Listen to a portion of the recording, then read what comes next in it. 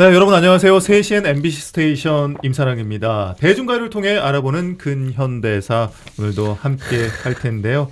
당시의 시대상, 사회상을 너무나도 정확하게 반영한 노래들을 알아보고 있어서 정말 재미있고 유쾌한 시간이 아닌가 싶습니다. 오늘도 유익한 말씀 해주실 신바람 나는 역사 강사 백이성 선생님 모셨습니다. 안녕하세요. 반갑습니다. 반갑습니다. 네, 안녕하십니까.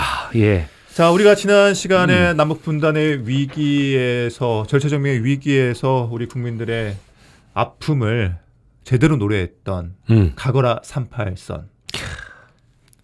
가거라 38선아. 네. 네, 이 노래를 배워봤고, 오늘은 한국 전쟁으로 넘어갑니까? 아니면 한국 전쟁 이전에 네. 나온 노래를 또 알아봅니다. 그 38, 가거라 38선이라는 노래가요. 네.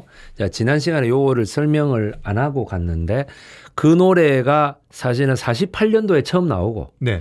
또 61년도에 3절이 추가가 됩니다. 아, 3절이 추가돼요? 예. 왜냐면 그 박정희 당시 대통령이 네. 그때 그 뭐 국가재건회의 의장이라 해야 되나? 하여튼 그때가 남인수 씨가 다시 한번 부릅니다. 3절 추가해가지고요. 그 반공이 국시라고 했잖아요. 예. 5.16 군사 쿠데타 세력들이 네네. 국회에서 반공을 국시로 산 거라니까 그런 어떤 조금 체제 선전용의 노래가 3절로 추가돼서 나와요. 또 그렇게 이용이 됐군요. 자유여. 그 요새 누가 얘기 잘하잖아. 그 자유. 맨날 자유 하는 사람 네네. 있잖아요. 너무 잘하죠. 자유여 뭐 이러고 나와. 그때부터도 북한이라고 하는 세력에 가장 반대되는 대한민국이 딱 내세울 수 있는 게 자유라는 개념이었어요. 네. 예. 이 자유가 뭐냐면 스스로 자자에 연유하다라고 할 때 이유할 때 유자거든요. 네. 그럼 뭐냐면 스스로부터 모든 이유가 나온다 이 말이에요.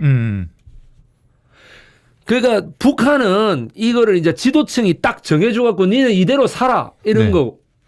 거니까 자유가 아니고 그거는 타유죠. 타유. 예. 타율이지. 그렇잖아요. 타율. 다율. 예. 이거는 뭐야? 자유. 자유가 뭐냐? 내가 하고 싶어서 초등학교도 가고 중학교도 가고 고등학교도 가고 취직도 하고 내가 그만두고 싶어서 그만두고 하지만 취직 생활하면서도 어떻게 돼? 노조하고 싶으면 노조하고 뭐 이런다는 거야. 그에 대한 책임은 져야 된다. 그러니까 자유와 책임이다. 그러니까 뭐냐면 이게 민주주의와 공산주의의 가장 큰 그거고, 그러니까 자본주의 자유시장 경제와 네. 공산주의 계획 경제? 소위 말하는 통제 경제 계획대로만 해야 되니까 감시원이 얼마나 붙어 있겠어. 이런 거 감시원도 공무원이랍니다. 그래서 공무원 월급을 받고 그래 정년도 보장되고 이렇다네 북한에서. 야 참나 우리나라에는 있지도 않는 그런 직업이 그 북한에는 있는 거예요. 말도 안 되는 세상이죠. 근데 네.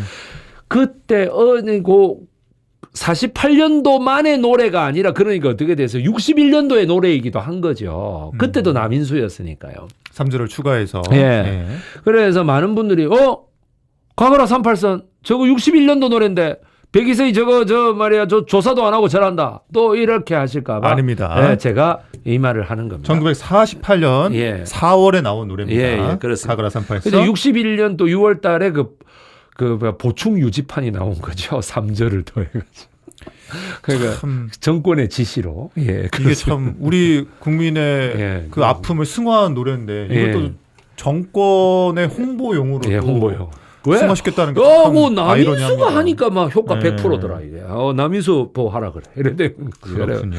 새로운 노래를 만들 게 아니라 막 그 가거라 38선에 그거 딱 해서 추가하면 돼. 이런 왜 최고 인기 가요니까. 예, 그렇습니다. 그리고 뭐 말 한마디면 다 예, 깜빡 죽을 때 아닙니까? 예, 네, 그렇습니다. 어쩔 수 없죠. 예. 자, 그러면 오늘은 누구의 어떤 노래입니까? 바로 45년 직후에 네. 49년까지 계속됐던 네. 우리나라의 그 귀국선이라고 하는 이인권이라는 가수가 불렀던 귀국선이라고 하는 노래입니다.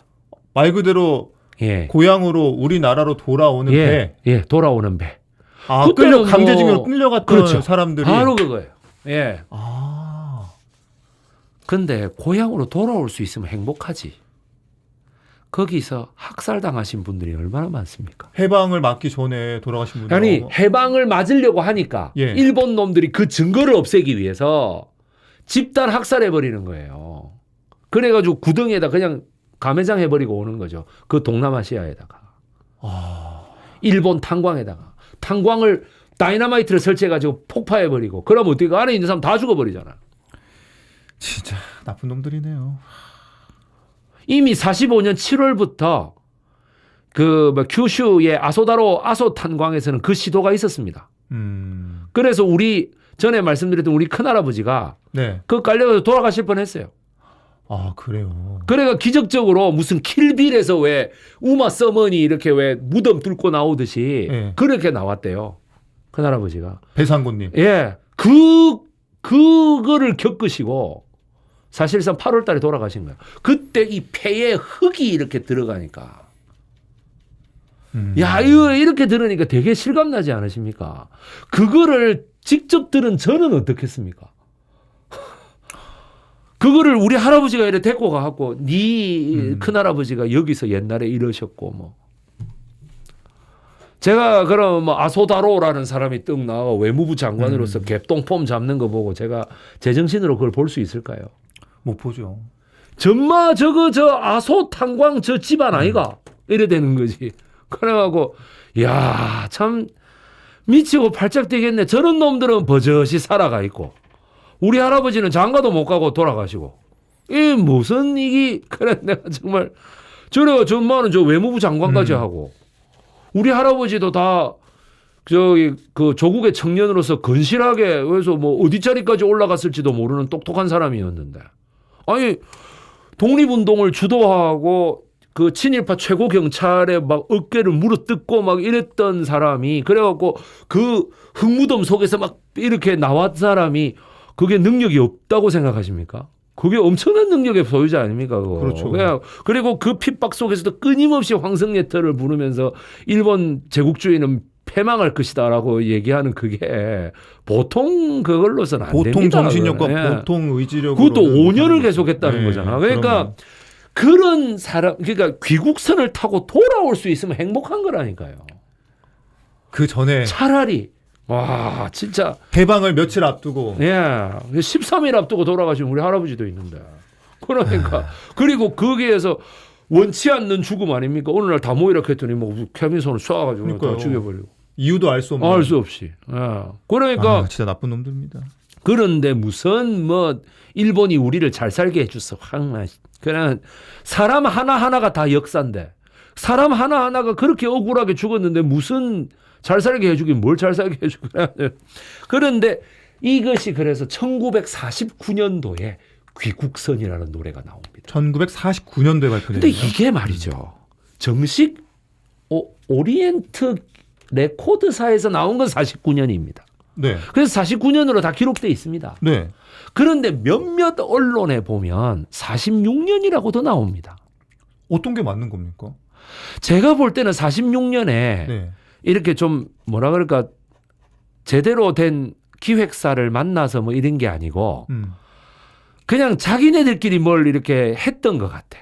자기네들끼리 그냥 이제 노래도 부르고 뭐 취미로. 이랬던 것 같아. 소위 홍대 버스킹 같은 존재가 있었던 거예요. 예. 저는 그렇게 봐요. 정식 음반 발매를 하지 않았지만. 예. 그러니까 정식 발매를 하고 마케팅에 들어간 게 49년이라면 자 아까 전에도 보시죠. 저 황성예터를 그 사대문안에서 한번 해봤다 했잖아요. 네네네. 해보고 이게 팔리니까 뭐 이렇게 전국적으로. 예. 삼성도 저기 뭐야 서초 가든 스위트를 해보고 그다음 타워 팰리스를 했다고 했잖아요. 그거나 마찬가지예요. 그런데 남인수는 이미 검증이 됐거든. 네. 그러니까 그 안에서만 잠깐 해보고 바로 간 거예요. 네. 근데 이분은요. 검증이 그래 된 사람이 아니거든. 그러니까 뭐냐면 자기네들끼리 좀 안 받아주고 이러니까 자기네들끼리 이렇게 부르다가 이게 인기를 끄네? 그럼 네 정식 레코드를 한번 내봐 이래 된 것 네. 같아. 근데 제가 볼 때는. 이게 보니까 예. 처음 이 노래를 취입한 사람은 신세용이라고 하는데 처음 취입했던 사람들은 그 악단인 거죠. 악단이요? 예, 그 이인권이 불렀던 게 49년도라면 네. 이렇게 보세요. 이 사람도 부르고 저 사람도 부른다 이 말이죠. 아. 이 사람도 부르고 저 사람도 부를 때에 예. 처음에 부르고 다니고 온 사람들이 어떻게 옛날에는 저기 한 3개월 잘 하다가 폐렴 걸리면 바로 죽는 거였어요. 그때는 의학이 그러면 폐렴 걸리면 아니니까. 바로 어떻게 될까요? 다음 사람 바로 가야 돼. 아이고 가가 죽어서 그거는 죄송합니다. 의학이 많이 발달했을 때 얘기고. 자 보십시오. 남인수 씨도 40대에 죽어요. 네. 이난영 씨도 40대에 죽어요. 네. 박향림은요. 20대 초반에 죽습니다. 네.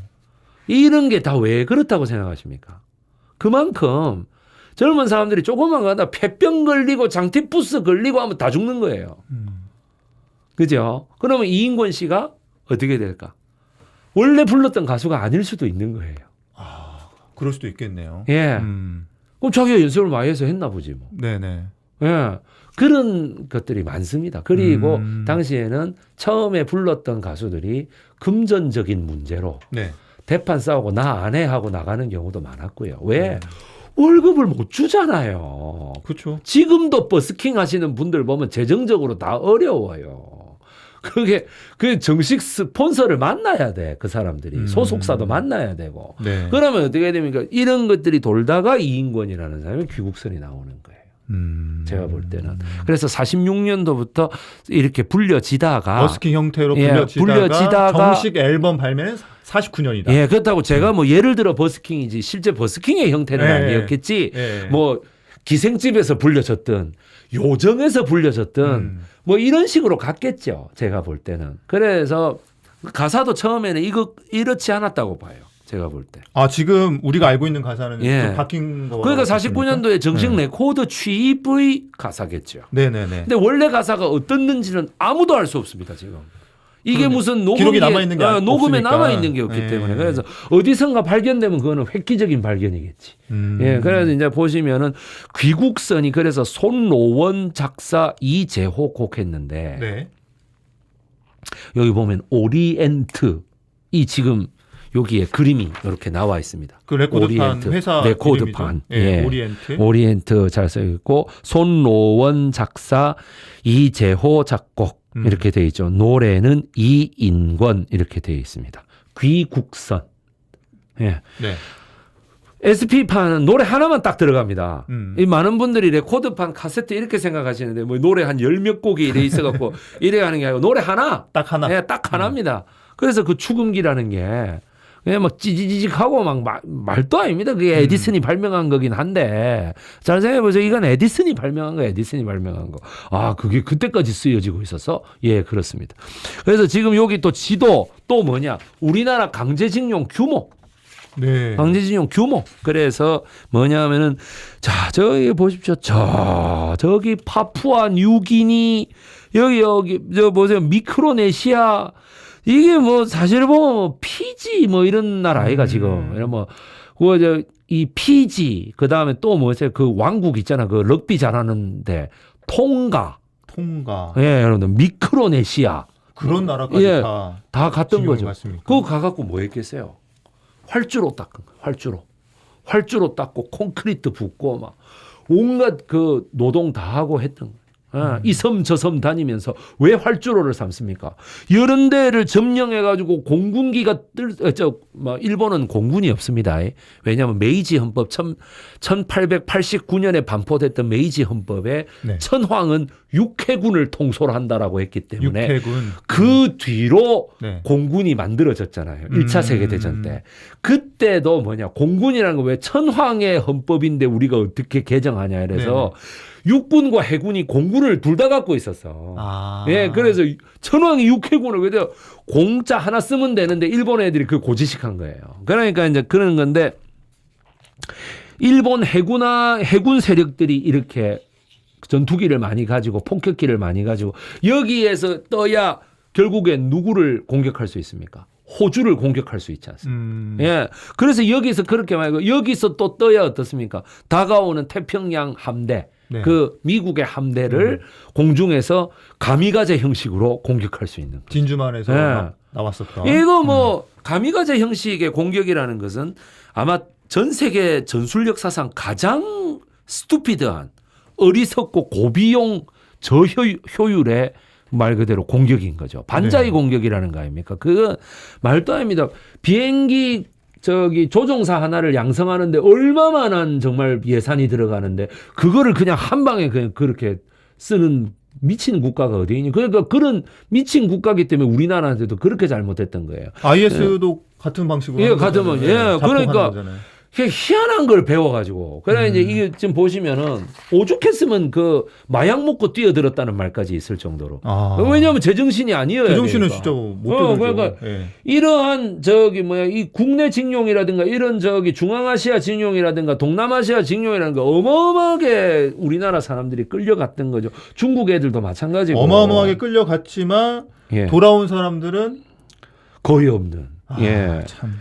그래서 캄차카 반도로도 갔고 요 위에 보면은 사할린이나 위에 이제 연해주 위에 있는 오호츠크의 근처에도 많이 갔습니다. 네. 말 그대로 물고기 잡이. 물고기라는 거는 그렇게 대량으로 잡아갖고 군인들 전투 식량 이런 거 만드는 거죠. 예. 그러니까 물고기로 만드니까 그렇게 뻑하면 상해가지고 뻑하면 그렇게 식중독을 일으키니까 러일 전쟁 때 개발된 약이긴 하지만은 그 설사약으로 정로환이라는 게 그렇게 일본 애들이 많이 먹었다는 거 아니에요. 그래 이제 이런 식으로 다 돌아오는데 이 사람들이 학살당하지 않은 사람들은 어떻게 다 돌아오는 거예요. 예. 특히 만주에 있던 이런 애들은 이제 다 돌아오는 거죠. 교육선 타고. 예.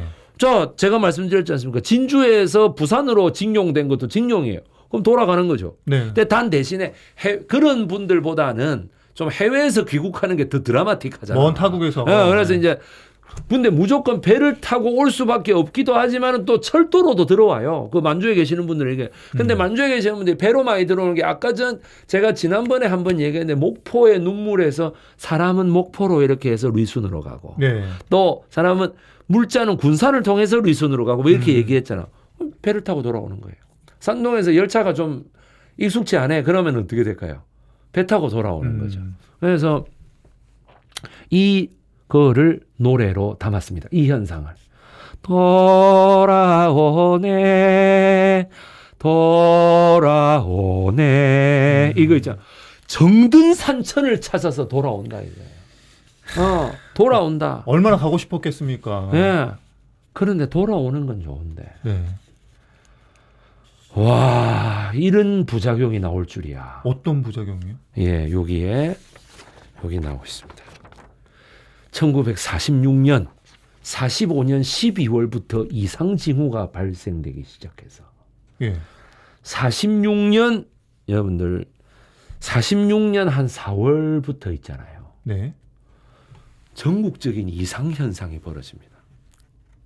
일이요? 그때는 우리가 정부가 없을 때잖아. 네. 그래서 미군정하고 소련 군정이 있을 때 아니에요. 각각 나눠서. 네, 뭐 이승만 대통령 이런 분들이 다 돌아와 계시긴 했지만 공식적인 정부 조직은 없는 거 아니에요. 네. 서로 막 내가 잘났어 이라고 있을 때잖아요. 그러면은 일단 통치의 책임은 미군정과 소련 군정에 있는 거잖아. 근데 뭐 이상한 현상이 벌어져요. 그냥 길소뜸이라고. 길소뜸이요? 길소뜸. 길소뜸. 예, 뜸입니다. 네. 지난 시간에 왜 38선 때는 우리 땅이었다가 6.25 때 잃어버렸던 왜 황해도 지역, 예. 요 해안가 지방 있잖아요. 개성 이쪽. 여기에 이제 개성 이쪽에 보면 연백군이라는 데가 있어요. 연백군이요? 예, 황해도 여기에. 네. 이 연백군 안에 있는 길소뜸리라는 데가 있어요. 길소뜸리. 마을 예, 이름이었군요. 예, 마을 이름인데 이 마을 이름으로 영화 이름을 한 거야. 원래 이 마을의 사람이 그러니까 원래 이 마을이 대한민국이었는데. 네. 그죠? 6.25 때가 되니까 이게 북한 땅이 된 거 아닙니까? 네. 그러면 이산가족에 이제 아픔이 생길 수밖에 없는 거지. 그렇죠. 그래서 영화 제목이 길소뜸. 그래서 이상하 씨가 임권택 감독 이상하 씨가 이제 어린 김지미 씨하고 신성일 씨가 어렸을 때 서로 좋아해서 결혼까지 약속한 사이였고 실제로 아이까지 임신을 했어. 네. 이상하 씨가 임신을 했는데 6.25 때문에 이게 길이 엇갈리고 이 사연이 아주 기구해요. 이거 다 설명하려면 진짜 1시간 넘어요. 그래서 넘어가고 그래서 신성일 씨도 자기 가정을 따로 꾸리고 네. 요 김지민 씨도 자기 가정을 꾸렸어. 아들의 생사는 모르는 거죠. 모르는데 어떻게 될까요? 그 아들이 나중에 이제 찾고 보니까 좀 깡패처럼 살고 있는 거지. 아주 좀 이렇게 뭐라 그럴까 사회 밑바닥으로 살고 있는 거지. 그러니까 이 둘이의 가정이 있잖아. 네. 그래갖고 막 그냥 없던 일로 하고 헤어져요. 이런 좀 이산 가족의 아주 그런 이면을 보여주는 영화예요. 그런데 거기에서 45년도에 만주에서 독립운동하던 네. 그 친구의 딸이에요, 이상아가. 네. 이 신성일 씨는 연백군의 이런 지주였고, 네. 이 지집안이. 그래갖고 돌아와. 갈 곳이 없어서 친구한테로 왔네. 그러니까 자네 가족이면 내 가족이지. 그냥 내 집이다 생각하고 내가 집을 하나 따로 요래 내줄 테니까 거기서 살게. 예. 조금 좁겠지만은. 네. 그러니까 아니야, 좁지도 않아요. 고맙네. 막 그러고 살아. 그래갖고 그래 아이고 뭐 어디서 이래 이쁜 아가 왔노 하면서 막 그러고 있어요. 이 집도 오빠도 있고 다 있었던 거죠. 남동생도 있고 엄마 아빠 싹 다 죽어요. 왜요? 콜레라. 아, 전염병이 돌았군요. 예. 왜? 옛날에 위생적이었나요? 아니었죠. 아니었죠. 예. 그 다음에 무슨 전염병에 대한 인식이 있습니까? 별로 없었겠죠. 없습니다. 예. 세균이나 바이러스가 뭐 돌아다니면서 그래가지고 뭐 한다 이런 개념이 있나요? 뭐 마스크를 쓴다는 개념조차도 물론 없었으니까요. 그 파스테르나 코호 같은 미생물학자라든지 일본이 낳은 세계적인 미생물학자 노구치 히데요 같은 사람들이 있기는 했습니다. 일제 강점기 때 그거는 시대상으로 볼 때 있었던 사람들이에요. 네. 그렇지만은 그 사람들이 뭐 신문이나 방송을 통해서 무슨 세미나를 계속했던 것도 아니고 일반 국민들이 뭐 그런 걸 알았을까요? 몰랐죠. 그래서 어떻게 돼? 귀국선이 전 세계에서 돌아오는데 한반도가 당시에 콜레라의 세계 최대 창궐지예요. 아, 당시에요. 이게 부작용인 거야. 밖에서 어떻게 돼? 우리 여러분들 저기 보십시오. 그 북중미 아메리카에 이 인디언들이 원래 살고 있었는데 거기에 피사로나 코르테스나 뭐 이런 애들이 왔다며. 네. 그래 오는 게 그래가지고 뭐 총도 있고 우리가 총 없었고 말이 없었지만 거기에는 엄청난 대병이 있었고 얼마든지 총이 뭐 있어다고 했어도 뭐 열 몇 자루밖에 안 되는데 그거를 어떻게 전염병 때문인 거죠. 전염병이 그런 거를 돌다고 생각을 안 했는데 그런 걸 돈단 말이야. 뭐 말라리아라든지 디프테리아라든지 단순한 감기도 뭐 폐병 뭐 장티푸스 이런 게 막 확 도니까 어떻게 돼? 인디언들이 다 죽어버린 거거든요. 네. 살아도 산 게 아닌 거야. 막 뭐 여기도 노래 생각나지 않습니까? 살아도 사는 게 아니래. 뭐 이 노래 생각 안 나십니까? 이거 그 SG 워너비 노래인가요? 예, 떠나해버리고 살다가? 예, 살다가 그 노래 내가 할 때마다 이 전염병 생각이 나는 거야. 살아도 사는 게 아니야 이게. 갑자기 그러니까, SG 워너비 살다가 나오네요. 아니 이거 신난 살다가.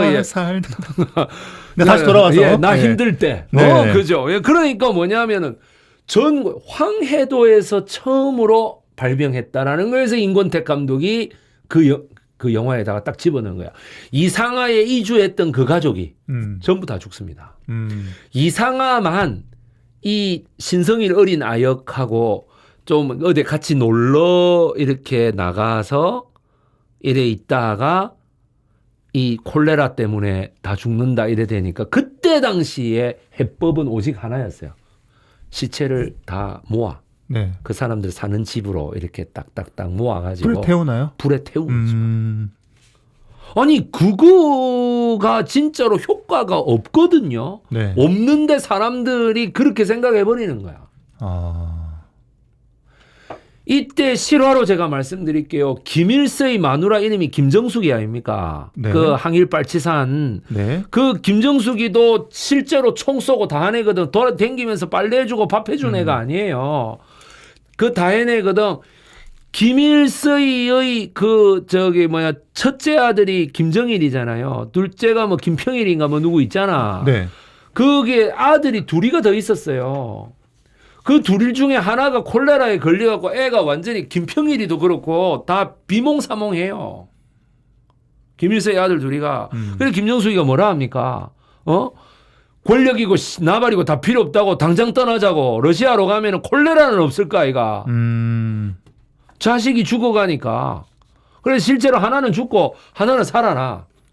예. 이 콜레라가 아주 전 조선 팔도를 완전히 그냥 초토화시켰던 거예요. 그때 당시에. 해방의 기쁨 그리고 고국으로 돌아가는 그 예. 기쁨을 만끽하기도 전에 아니 그러니까 전염병이 돌아왔지. 예. 돌아오니 그래 병준하고 같이 돌아온 거죠. 아이고. 이게 얼마만한 심각한 사태였는지를 아직 우리 국민들이 잘 모르십니다. 자 보십시오. 46년도에 10살이었던 분이 지금 나이가 몇 살이죠? 46년도에 10살이요? 예. 그럼 54 더하기 23 해보십시오. 54 더하기 23. 예. 우와 77. 그죠? 네. 그럼 54 더하기 23 하면 그것만 해도 77인데 그때 10살이면요. 87쯤 되죠. 네. 그럼 그때 10살이 아니고서야 그걸 어떻게 기억합니까? 그렇지 않겠습니까? 10살도 솔직히 정확하게 기억한다고 가물가물하겠죠. 보기에는 네.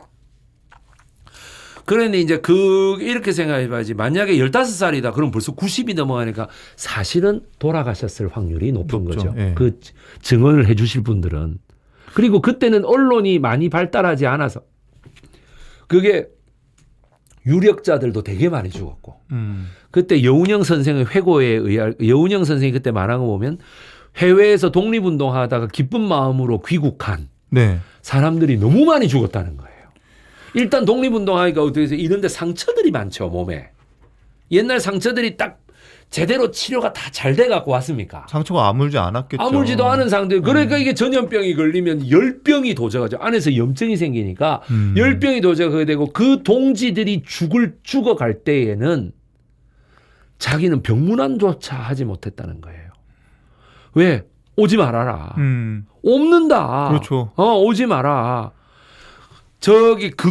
그런 거 옛날에 무시하다가 돌아가신 분이 그 이동휘라고 대한민국 임시정부의 부통령 하셨고 국무총리 하셨던 분이 있거든. 네.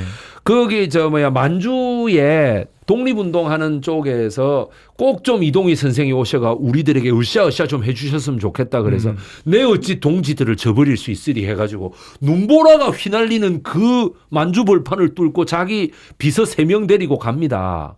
그때 폐병이 생겨갖고 한 달 뒤에 돌아가셨잖아요. 아, 그랬군요. 아니 비서들이 엄청나게 말렸어요. 눈보라가 그치고 한 달 뒤에 가셔도 됩니다. 내 어찌 한 달을 기다리겠느냐. 한 달 있으면 저 마을은 이미 다 이제 독립군 조직이 와해될 것이다. 나 지금 가야 된다. 그래 갖고 내색하지 않고 연설하고 다 했어. 좋아하는 이동희 선생 한 달 뒤에 돌아가셨어요.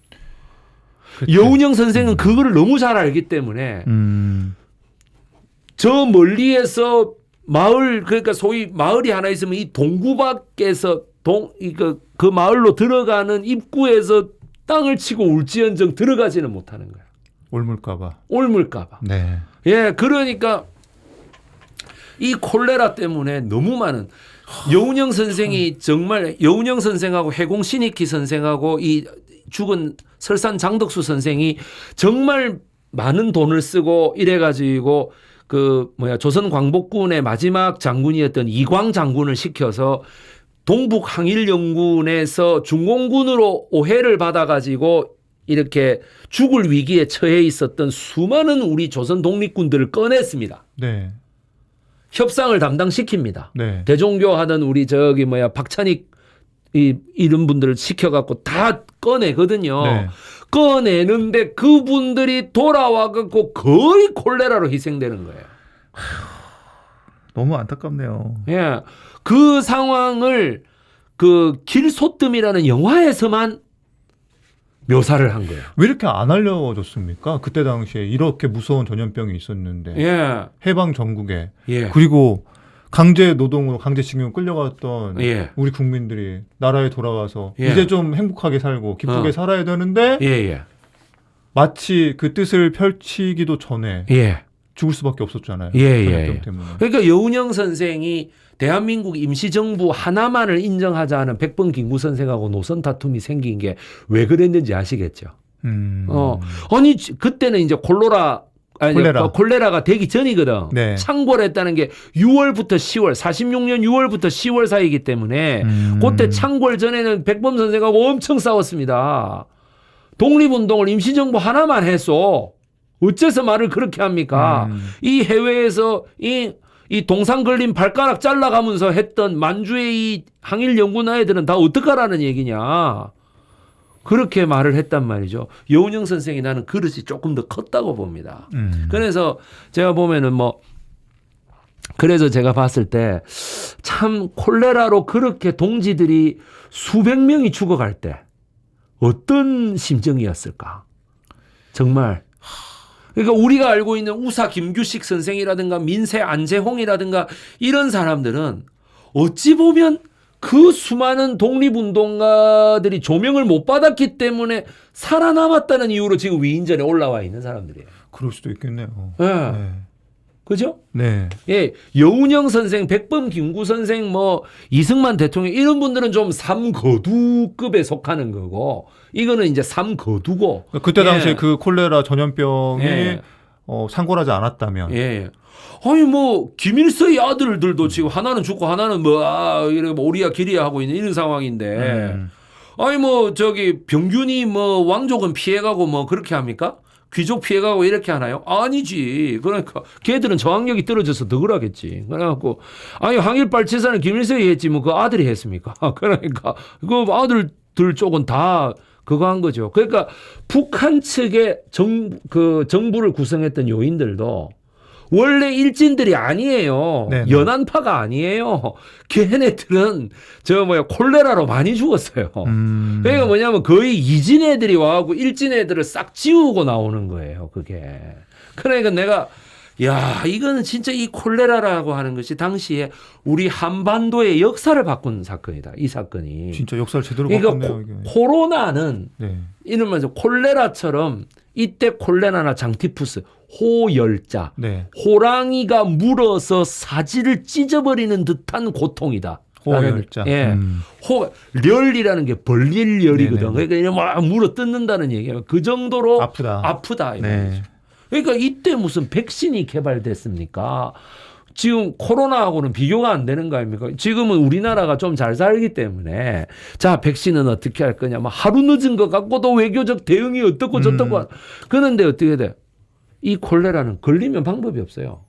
그냥 죽는 거야. 콜레라 때문에 민심이 흉흉해지니 다시금 또 콜레라가 어느 정도 묻혔구나 싶을 때 또다시 창궐한 병이 뭘까요? 또 창궐했습니까? 폐병인 거예요.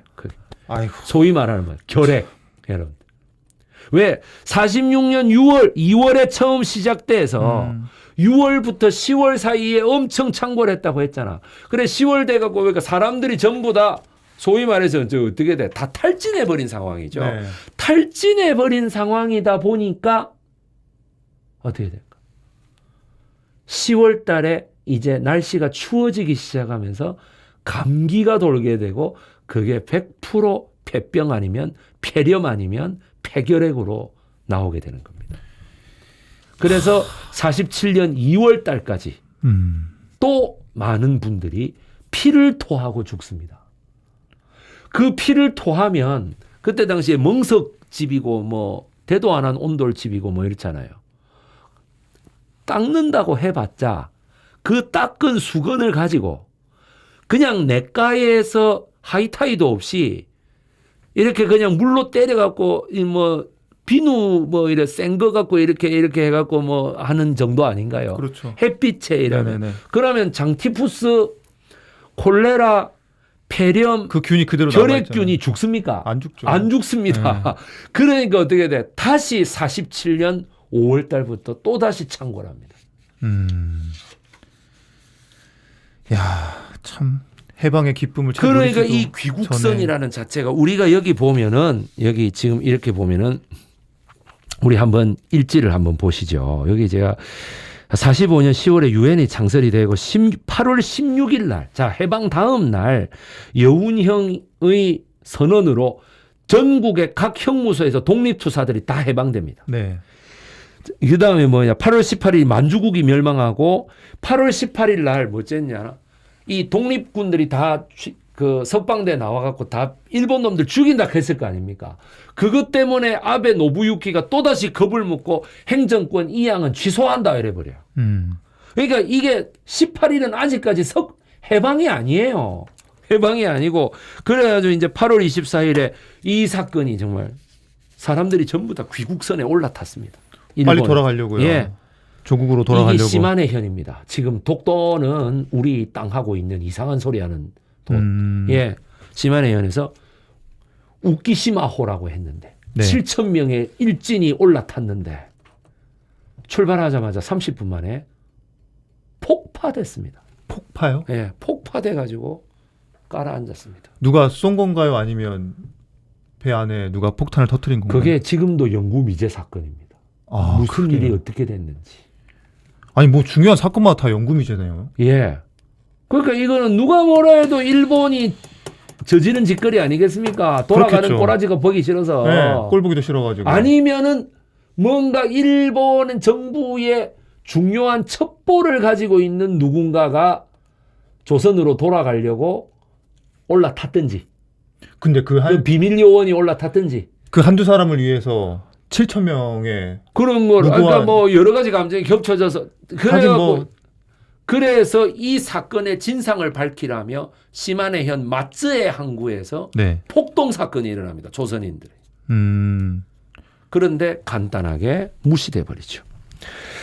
9월 2일 일본의 무조건 항복 및 이거 왜 군함에서 이거 저기 시게미스인가 가가 이렇게 조인하는 거 있잖아. 이거 9월 2일이었다고. 네. 그래서 9월 9일 9월 8일 하지 중장함 미 24군단이 서울에 주둔했습니다.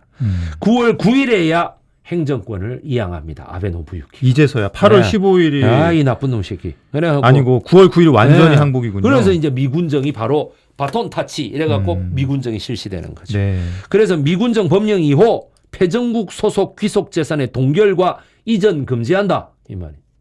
조선인은 일본국의 그 재산을 쓸 수 없다. 네. 그 다음에 일본 사람은 조선에 있는 재산을 가져갈 수 없다. 요걸 동시에 발표하니까 혼란한 틈을 타서 적산, 즉 일본의 재산, 일본이 적이잖아. 네. 적의 재산을 먼저 차지하는 놈이 임자지롱 이래가지고 공장도 막 차지해버리고. 그래서 적산이 막 이렇게 그렇군요. 되는. 예. 그래서 9월 28일 조선 총독부 및 일본의 조선 통치기구 전체가 소멸된다. 10월 16일 미국에서 드디어 이승만 대통령이 돌아옵니다. 11월 23일 대한민국 임시정부 일진이 돌아오게 됩니다. 이때 김구 선생님도 예. 같이 그러니까 비행기로 돌아오죠. 이때 약상 김원봉이 아닙니다. 약상 김원봉은 나중에 부산항구로 돌아와요. 그다음에 12월 30일 고하 송진우 선생이 암살됩니다. 46년 이거는 이제 45년인 거죠. 46년 6월 2일부터 9월까지 콜레라가 창궐합니다. 그런데 콜레라가 이미 2월 달부터 창궐하고 있다고 했지 않습니까? 네. 그래서 콜레라하고 장티푸스의 이런 이동을 막기 위해서 38선이 더 공고화됐다고 했죠. 네. 6월 3일 날 드디어 어떻게 돼? 이승만 대통령이 정읍 발언이라는 걸 합니다. 남한의 한반도 남부에서만이라도 단독 정부를 자유민주주의에 입각한 단독 정부를 세우도록 하는 것입니다. 이것이 나중에 어떻게 되겠어요? 김구 선생에 의해서 전면 47년도에 거부되는 것이죠. 네. 47년도 여운형 선생은 돌아가시고 설산 선생은 돌아가시고 장덕수 선생 돌아가시고 12월 22일 날 이승만의 이거는 거부하겠다라고 김구 선생이 얘기해요. 자, 정읍 발언은 좀 알아요. 사람들이. 47년 12월 22일 날 백범 김구 선생이 거부 발언한 거는 모릅니다. 네. 이게 왜 이렇습니까? 알려줘야죠. 알려주고 객관적 사실은 다 알려줘야 되는 거 아닙니까? 우리 국사 교과서 다 보세요. 있는지 없는지. 예, 근현대사 교과서 있는 거 다 보십시오. 청소년을 위한 한국사 이런 데도 잘 안 나옵니다. 그러니까 뭐냐, 귀국선이라고 하는 이것이 왜 49년도에 이게 미군정이 이 노래를 좋아했겠냐고. 별로 안 좋아했을 것 안 좋았을 거예요. 그러니까 49년도에 와서야 이제 미군정의 영향력이 완전히 벗어난 상황에서 어떻습니까? 노래로 취입되는 겁니다. 그래서 46년도부터 예. 지금으로 표현하면 버스킹 형태로 네. 불려지다가 49년도야 돼서야 이제 음반으로 나왔군요.